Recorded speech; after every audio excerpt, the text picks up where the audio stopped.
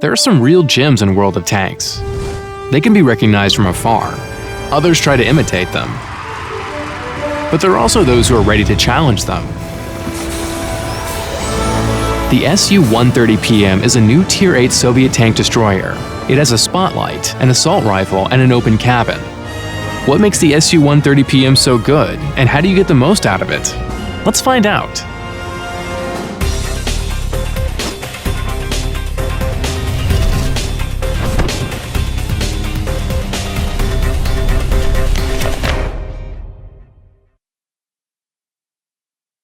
The SU-130PM, like every vehicle with the roof always down, is not for racing, but for pleasure.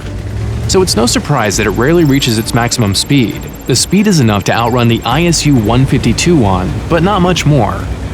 The speed when ascending a hill and moving on soft ground is nothing special. You should keep this in mind at the start of the battle, and later when changing position.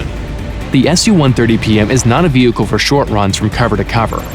Its whole traverse speed is better than many vehicles, but that's not surprising. However, one parameter is not only useful but very important: speed in reverse. It's one of the best among other Tier 8 TDs. Combined with a good engine power-to-weight ratio, it may just help you survive. And you will have to survive. The SU's armor seems to have been created by the enemy. It's so thin, it's like you could pierce it with your finger. This Soviet TD won't last long without cover. But in every battle, you will have a reliable ally: your gun. It immediately draws your attention. And you ask the most important question in existence: how big is the alpha damage? Well, it's good. The average damage per shot is 520. Only 3 other Tier 8 TDs offer higher damage, but you won't find higher among premium TDs. Such high damage per shot promises its owner many enjoyable moments. For some opponents, even one shell may be enough to leave the battlefield.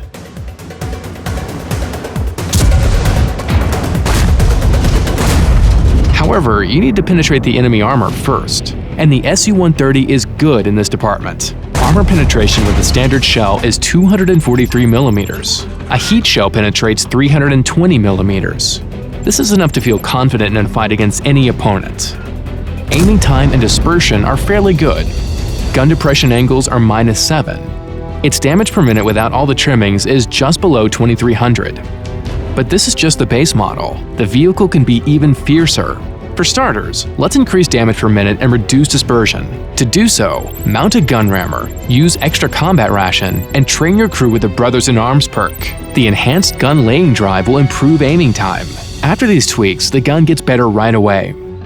But this is still not enough for being really efficient. To fire twice and finish the battle ingloriously is not our way. Let's talk about a thing that makes the SU-130PM a truly menacing opponent that can influence the tide of battle: concealment. Due to its low silhouette, this vehicle has excellent concealment. Camouflage and the concealment skill for the crew will just reinforce its status as a stealth warrior. Let's do a test. Here's a fully packed Sheridan, and here is the SU-130PM in bushes. Don't you see it? No one sees it. The Sheridan will only spot it at 98 meters. If you equip this Soviet TD with the camouflage net, the Scout will discover it only at 50 meters. But this is a bit excessive. Instead of the camo net, it's better to put binocular telescope in the 3rd slot. This way you will not only be stealthy, but also have good view range. The allies won't always spot targets, and you need to deal damage anyway. You just need to do it wisely.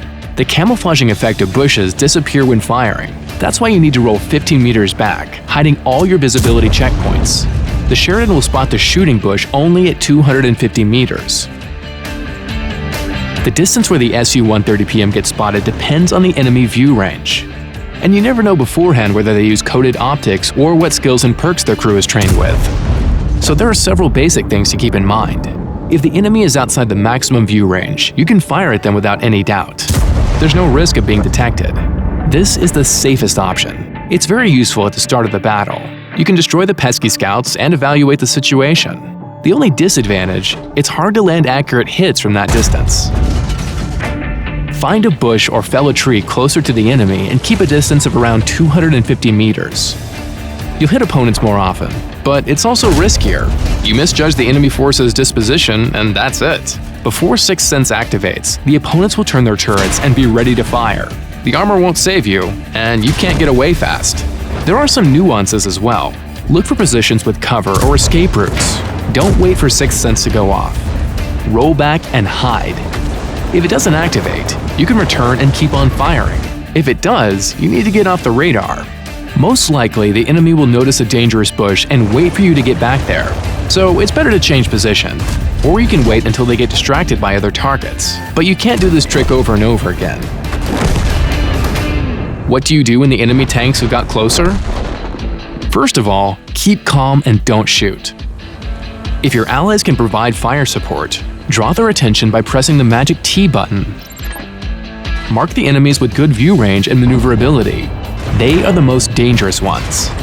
You think you shouldn't rely on your teammates? Well, there's no guarantee, but you either increase your chances of victory in every moment of battle, or enjoy the serene atmosphere of the garage.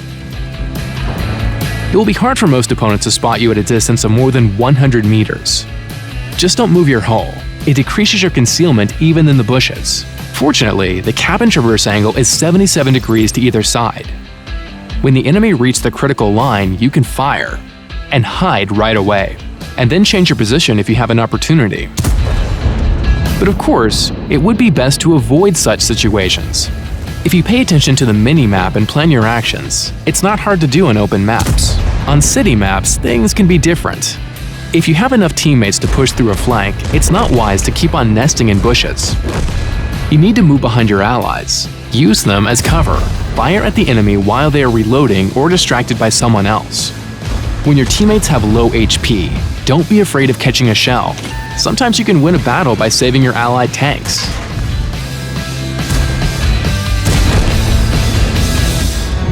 However, you should be afraid of these guys. A skirmish with them is too much of a risk. Playing the SU-130PM is a pleasure for TD enthusiasts. Good concealment helps this tank destroyer blend in with the surroundings. Being in the shadow, you direct a battle with an invisible hand, eliminating those who don't act according to your scenario in cold blood. And you always stand to gain.